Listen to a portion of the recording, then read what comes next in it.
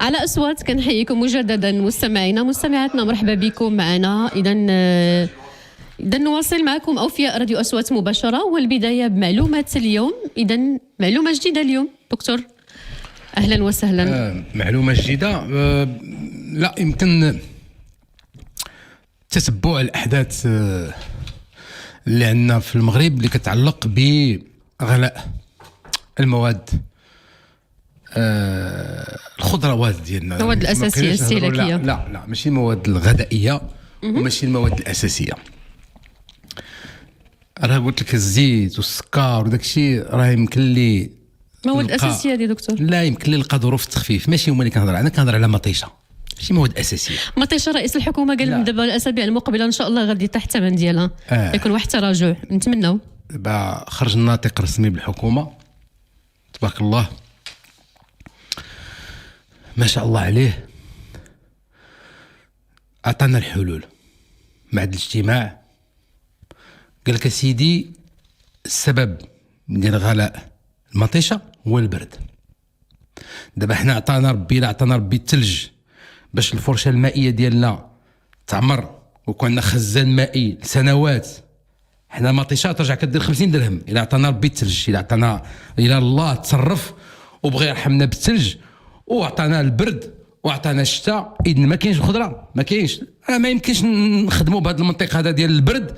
المطيشه غلات، ما يمكنش نشتغلوا هكا في القرن 21. ما يمكنش نكملوا الاشتغال هكا. واحد جوج، شوف الجواب ديال الناطق الرسمي للحكومه تيقول لك وان الثمن سيعود الى العادي في غضون اسابيع. الله، احنا مازال غنتحملوا هادشي على اسابيع؟ انا كنت انتظر يقول في غضون يومين او 3 أيام بعد تدخل الفعال للحكومه، بعد القيام واخذ جميع التدابير اللازمه، منها تخفيض التصديرات، منها اعاده النظر في دفتر التحملات والاتفاقيات الدوليه اللي عندنا في هذا الوقت الراهن اللي عندنا البرد واللي عندنا قله المنتوج وعندنا لا نخرجوا ذاك الفريقويات اللي مخبعين بهم الخضره، نعبئوا.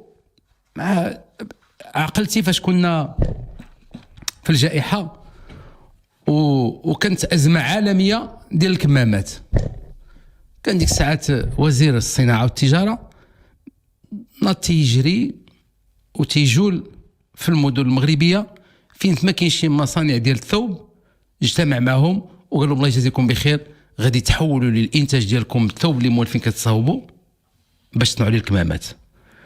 حتى واجهنا هذه الأزمة ورجعنا كنصدروا من بعد ما فاض عندنا الكمامات في بلادنا، رجعنا كنصدروا الكمامات على برا، يعني كان عندنا فائض. اذا هادشي اللي خصو يدار اليوم في مطيشه، هادشي اللي خصو يدار في البطاطا. راه ماشي نقولوا البرد وفي غضون اسابيع، ما يمكنش. راه فين غتكحز هاد الناس؟ فين غترجع؟ فين غتصبر اسابيع؟ واحد، هضرنا على مطيشه. الحاجه الثانيه، هاد التدابير الملموسه، ولكن هل هي كافيه؟ هاد التدبير اللي اتخذ مثلا حيدوا الاداء ديال واجبات الجمارك بالنسبه للاستيراد ديال الابقار الصالحه للذبح، وغادي يجيبوا 30,000 بقره مباشره للذبح. من شأن هذا المشروع او هذا التدبير خفض الثمن ديال اللحوم، ونحيدوا عليهم حتى الضريبه القيمه المضافه، نحيدوها من هذه الابقار. مزيان. دابا هذا خصنا نديروا له تقييم، خصنا نشوفوا 30,000 بقره اللي دخلات، وخصنا نشوفوا السوق عمرت باللحم، وخصنا نشوفوا في الايام المقبله القريبه جدا ان اللحم رجع ل 65 درهم او ل 70 درهم. هذا تدبير ملموس ديال البقر، ولكن باش تجي عندي وتقول لي مطيشه والتدبير غير كافي، هذا تدبير ملموس دقيق مباشر، المفروض تكون عنده نتائج ايجابيه، ولا زدنا دعمناه بتدابير اخرى. ولكن باش تقول لي مطيشه البرد، هذا جواب غير شافي. يعني غادي نبقاو نعانيو من مطيشه، الغلاء ديال المطيشه.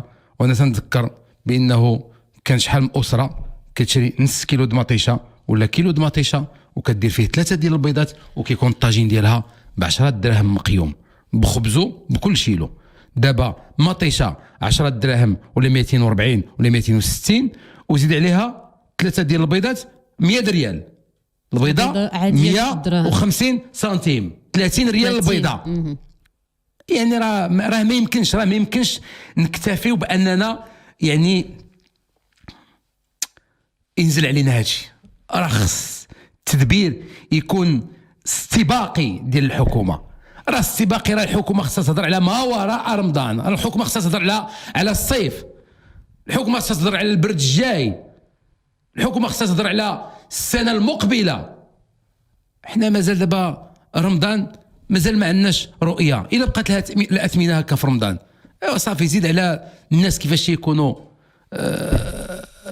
في رمضان نفسانيا، كيفاش يكونوا يعني قلت الشيء، تزيد على ذاك النفسي اللي كيعيشوا الانسان، زيد عليه قلت الشيء، وزيد عليه غلات الشيء. راه صعب جدا باش يكمل يزيد يتحمل هذا الشيء هذا. فالحكومه ما زالت مطالبه باخذ تدابير مستعجله، وراه وجههم رئيس الحكومه باش ينزلوا للميدان، ينزلوا الوزراء للميدان ويشوفوا الاثمنه. يا ريت يهبطوا يقربوا بالمواطنين. هذا النداء. شحال هادي حنا كنناديو عليهم، تنقول لهم خرجوا تواصلوا مع المواطنين، يشوفوكم في الشارع، يشوفوكم في المواقع الاجتماعيه، يشوفوكم في التلفزيونات، يشوفوكم في الاذاعات، يشوفوكم تتشرحوا، يشوفوكم كتحركوا، ماشي جالسين في المكاتب ديالكم وكديروا اجتماعات وتعطيونا ارقام اليوم لا تجدي. الارقام لا تجدي، خصنا الملموس. الارقام، انا نثق بك، انا افترض فيك ايها المسؤول حسن النيه الى حين اثبات العكس. بارقامك افترض فيك حسن النيه، ولكن اعطيني هذه الارقام اشنو هو التنزيل ديالها في الواقع اليومي ديال المواطن. اعطيني، ما تقوليش في غضون اسابيع، ماشي غضون ساعات، ماشي غضون ايام، غضون اسابيع غادي يتم الرجوع الى العادي بالنسبه للاثمنه. لا، ليس هذا هو كان التزام الحكومة في حملتكم الانتخابية ولا في برامجكم الحزبية. فلهذا يجب إعادة النظر في حكامتكم وفي طريقة التدخل، خاصة في ظروف اللي هي استثنائية، تخص تدخلات تكون استثنائية وهناك استعجال.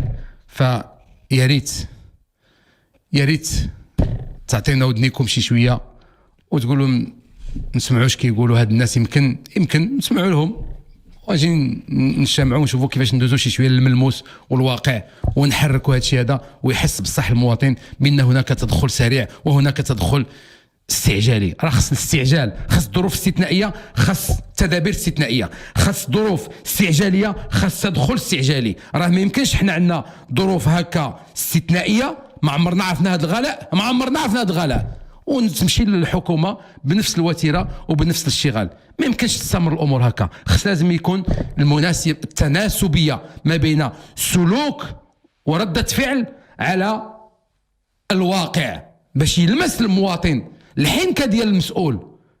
يقول هو مجرد ما شكا المواطن انا تدخلت بسرعه. راه خصنا نخدموا العقل ديالنا ونجلسوا نخمو ويشي بالراس ديالنا باش نخرجوا حلول. راه هادشي علاش نديروا المسؤول. راه ماشي نخلي داك الشيء كيدير فيا ما بغا، نخلي البرد يدير فيا ما بغا، ونخلي الثلج يدير فيا ما بغا، وندير والعناصر كلها التدخلات الدوليه دير فيها ما بغا. راه انا هنا كمسؤول باش نخدم المواطن، ماشي نخدم مصالح ديال دول اخرى. خصني نخدم المواطن. ما تتهمنيش الدوله الاخرى نشتغل معها باش نخدم المواطن. الدوله الاخرى عندي وسيله واليه باش نخدم المصلحه ديال المواطن ديالي في المغرب. حيت في التالي ملي غنشدوا على بلادنا، غنشدوا على راسنا في بلادنا، ما تبقى غير المغرب ديالنا ومغربنا وشعبنا وملكنا وحكومتنا وحنا مع بعضياتنا.